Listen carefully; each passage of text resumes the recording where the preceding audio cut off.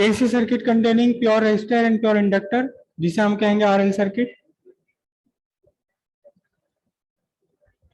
Pure resistor pure inductor दोनों को आपने एक सोर्स ऑफ ऑल्टरनेटिंग ईएमएफ से कनेक्ट कर दिया।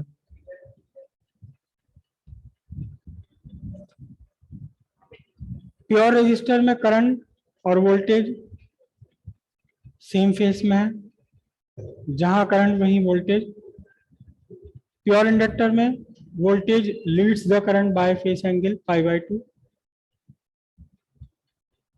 तो अब करंट और वोल्टेज ड्रॉ करें हम फेसर डायग्राम में, rotating vector. At time t this is the current I at an angle omega t, at an angle omega t. So where is the voltage in resistance? The voltage in resistance and the current are in same phase. This is VR. The voltage in inductor is, voltage across inductor is, voltage across pure inductor leads the current by a phase angle π/2. This is what VL. So the net voltage is the vector sum of voltage across pure resistance and the voltage across inductor.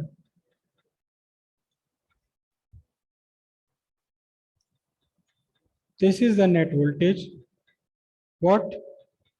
V equals VL plus VR. Triangle का नाम मैं ले लेता हूं।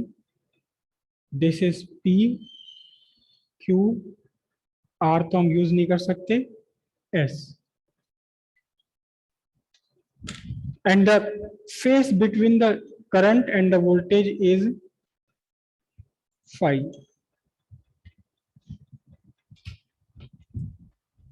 Right. तो यहां से फिर हम एक ट्राइंगल ड्रॉ करते हैं। कौन सा triangle? OPS, voltage triangle. This is OP which represents voltage across pure resistance.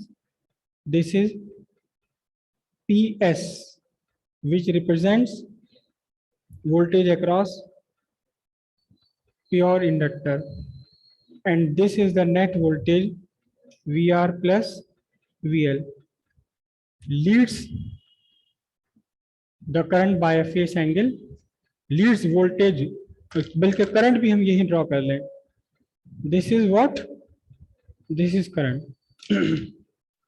So tan phi equals VL by VR, और इसे हम आगे सब्स्टिट्यूट करेंगे XL by R, and cos phi equals VR by V, which will be equals to R by what? R plus XL। तो यहां इन दोनों से हम इम्पीडेंस ट्रायंगल भी ड्रॉ कर सकते हैं। यहां से कैसे ड्रॉ कर सकते हैं इम्पीडेंस ट्रायंगल? इसी के बराबर में ड्रॉ कर देते हैं। OP which represent what? Sorry, R PS which represents what? XL, and this represent the net impedance Z is equals to what? R plus XL। ठीक है, निकाल के कहां से लाओगे इक्वेशन? मैथमेटिकल इक्वेशन कहां से लाओगे? यहीं से लाओगे।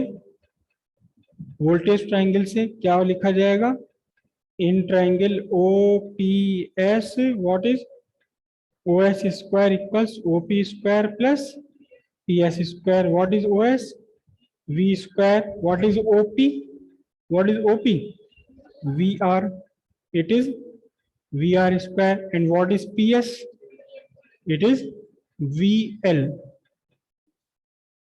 square. Then V square equals I square R square plus I square XL square. Then V square by I square equals R square plus XL square, and V by I equals square root of R square plus XL square. ठीक है. Comparing with Ohm's law. Comparing with Ohm's law, V by I represent net obstruction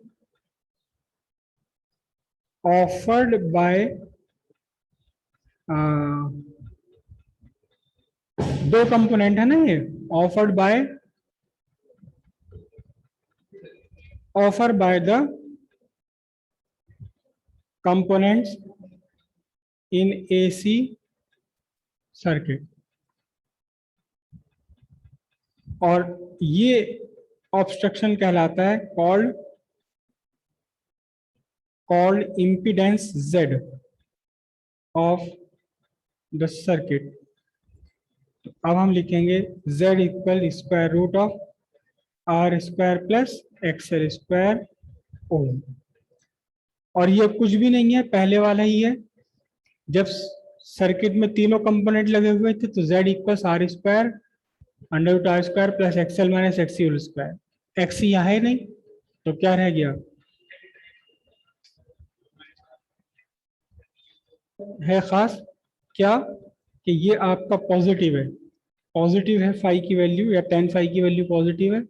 it means net voltage leads the current by a phase angle phi. ठीक है, तो हम क्या कहेंगे यहाँ, net voltage leads the current by phase angle phi. Okay. Power factor cos phi कितना बनेगा यहाँ. पावर फैक्टर अगर वोल्टेज ट्रायंगल से आप लोगे तो वी आर बाय वी, तो ये बनेगा आपका वी आर बाय वी, या इसे आप लिख सकते हैं V R by V R plus V L. और अगर आप इम्पीडेंस ट्रायंगल से पावर फैक्टर निकाल कर लाएं तो फिर पावर फैक्टर कितना बनेगा आपके लिए, R by Z. R by Z, और जेड की वैल्यू कितनी है, square root of R square plus XL square. मैंने यहाँ मिस्टेक कर दी है लिखने में. z is equal to square root of R square plus XL square. V में नहीं है ये, लेकिन z में तो अंडर रूट है, स्क्वायर रूट. क्लियर है बात, करो चलो. नहीं